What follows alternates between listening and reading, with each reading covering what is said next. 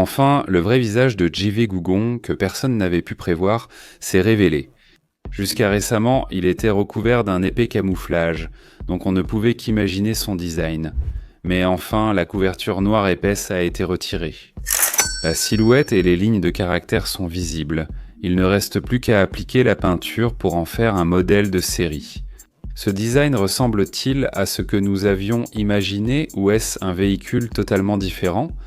Vérifions ensemble. Commençons donc par vérifier l'élément le plus important, l'avant du véhicule. Le GV90 est le SUV phare de Genesis.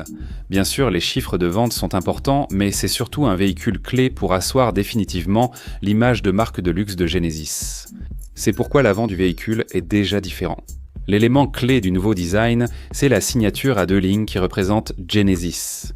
Jusqu'à présent, cela s'arrêtait au phare, mais sur le GV90 pour la première fois, le nouveau design Wing Face s'étend audacieusement jusqu'à l'intérieur de la calandre. Après avoir retiré le cache et posé le ruban de camouflage, la plupart des éléments de design sont visibles, mais le nouveau design Wing Face en V à 2 lignes reste difficile à voir. Je pense que ça devrait être à peu près ici. Mais grâce à la ligne de séparation, on peut clairement voir quel design sera lancé. C'est précisément cette partie-là.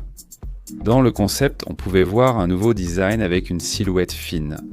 Mais sur le modèle de série, c'est devenu un peu plus épais. Il doit y avoir une raison à cela. Le phare MLA sert aussi de clignotant, donc il semble que ce soit pour cela qu'il est devenu un peu plus épaissi. Si je croisais une voiture avec ce genre de design sur la route, je serais surpris. Sur d'autres voitures électriques, on parle généralement d'un design futuriste. Je trouve que la GV90 n'est pas encore à ce niveau. Avec son design innovant évoquant le futur, ce type de véhicule attirerait à coup sûr tous les regards sur la route. Et il y a un élément de design inattendu, c'est le motif de la calandre inférieure. Si vous regardez de près, le motif de la calandre supérieure et celui de la calandre inférieure sont différents. Mais chez Genesis, il y avait une différence de design de calandre entre la version normale et la version plus sportive, comme le coupé. La calandre que vous voyez actuellement appartient au modèle coupé. Le design à 2 couches superposées correspondait à la version standard du véhicule. Ce design apparaît aussi sur les véhicules d'essai de série. La GV90 serait alors un véhicule élégant et sportif à la fois. Si la GV90 était sortie en premier, puis les autres véhicules ensuite, n'aurait-on pas mieux compris son caractère simplement en observant le design de la calandre ? On remarque aussi le design du pare-choc inférieur. C'est similaire au concept, et la GV90 est le concept car Neorun. En conclusion, comparer l'image sans camouflage à l'autre montre que le design à 2 lignes du Wing Face a été partiellement modifié. La plupart du design avant semble être directement reflété sur le modèle de série. Passons maintenant à l'examen du côté. Le design latéral est surprenant, nouveau et un peu déconcertant. Vous voulez savoir pourquoi ? C'était ce type de design sur le concept. Le design du coffre rappelait celui d'une calèche anglaise, ce qui était impressionnant. À l'avant, les 2 lignes de design semblèrent rapprocher davantage les ailes, avant et arrière. On pouvait remarquer cet élément de style. Mais le design latéral, sans camouflage, paraît à la fois semblable et très différent. C'est à cause du design du coffre qui se prolonge du toit vers l'arrière. Vu d'en haut, cela ressemble un peu à un SUV, mais aussi à un monospace. Et vous, qu'en pensez-vous ? Le Palisade, typique des SUV, a un toit qui descend plus brusquement vers le coffre, ce qui le distingue nettement de ce style. Le minivan Carnival a clairement une vitre arrière plus verticale. Ce type de design permet d'offrir plus d'espace du côté du coffre. Mais la GV90 n'a pas de béquet arrière, et avec son design qui descend en douceur, elle ressemble à un mélange entre un SUV et un minivan.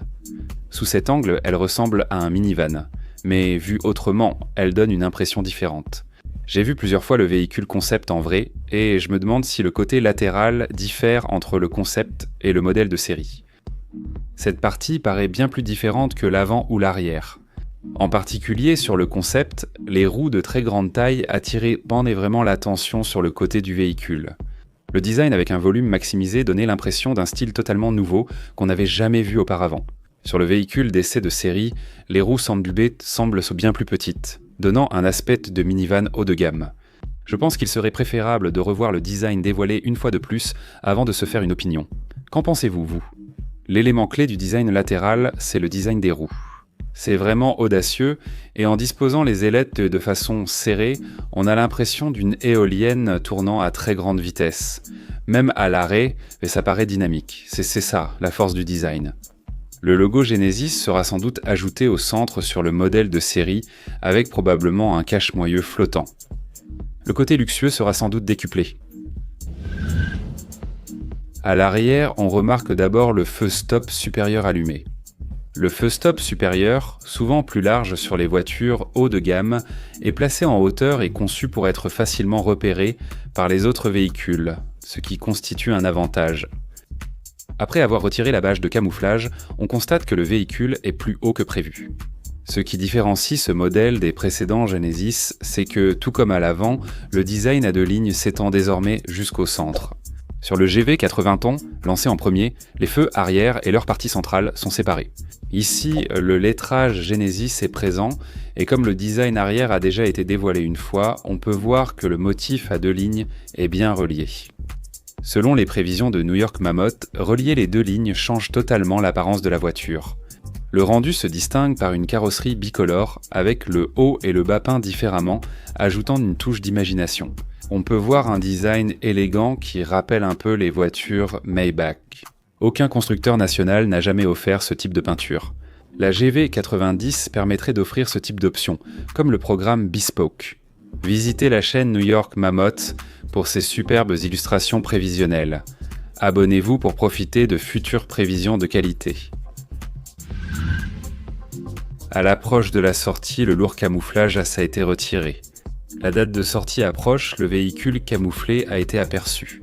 Malheureusement, la sortie semble retardée par rapport à l'annonce initiale qui prévoyait une présentation en fin d'année et une sortie au premier semestre suivant.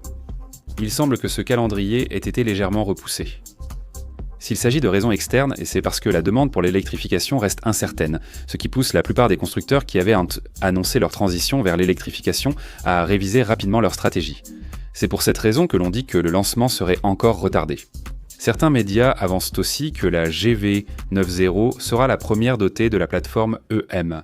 Le EGMP était la première plateforme pour véhicules électriques. La plateforme EM a été améliorée sur tous les aspects, notamment la rigidité, par rapport à l'EGMP. On sait aussi que la méthode d'intégration de la batterie va passer de l'ancien système Cell-to-Module à un système Cell-to-Pack, n'est-ce pas? Ainsi, il sera possible d'ajouter plus de batteries. En augmentant la densité énergétique, l'autonomie du véhicule sera accrue. Donc, il semble qu'il y ait ces deux raisons. Je préparerai la présentation de la nouvelle plateforme UM et de la nouvelle batterie dans la prochaine vidéo. Pour recevoir automatiquement les prochaines actualités, abonnez-vous à la chaîne et activez les notifications. Merci. Si cette vidéo vous a aidé, laissez un j'aime.